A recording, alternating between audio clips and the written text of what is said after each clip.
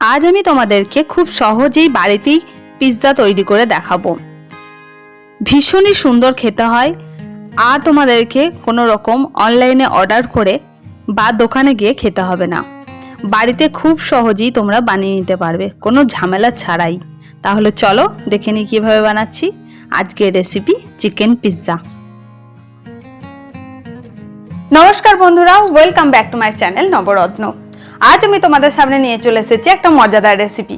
তাহলে বেশি দেরি না করে চলো দেখে নিই আজকের রেসিপিটা।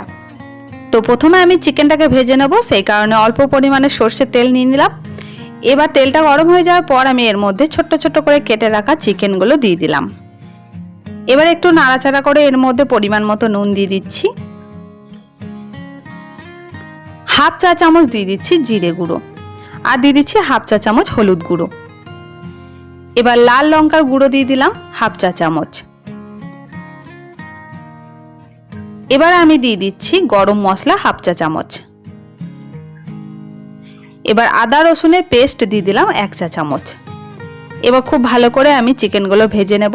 চিকেন থেকে যে জলটা বেরিয়েছে সেই জলটা শুকিয়ে যাওয়া অবধি আমি নাড়াচাড়া করব।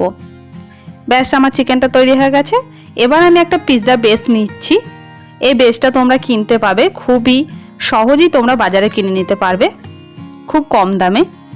এবার এর মধ্যে আমি পিৎজা সস দিয়ে দিচ্ছি।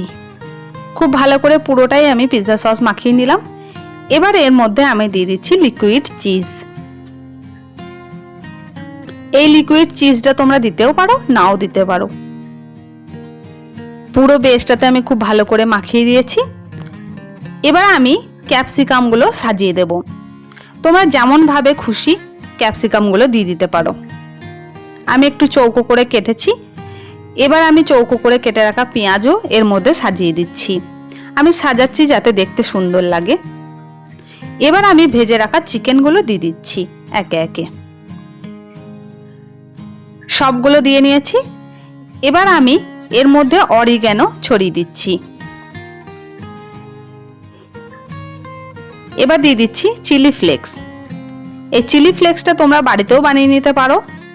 শুকনো লঙ্কাকে একটু তাওয়াতে নেড়ে ছেড়ে গুঁড়ো করে নিলেই হবে। এবার আমি এখানে মজারেলা চিজ দিয়ে দিচ্ছি। চিজটা আমি একটু বেশি পরিমাণেরই দেব, যাতে খেতে ভালো লাগে। পিৎজাতে চিজটাই মেন, চিজ দিলে তবেই খেতে সুন্দর লাগে। এবার আবার আমি অরিগ্যানো ছড়িয়ে দিচ্ছি অল্প করে।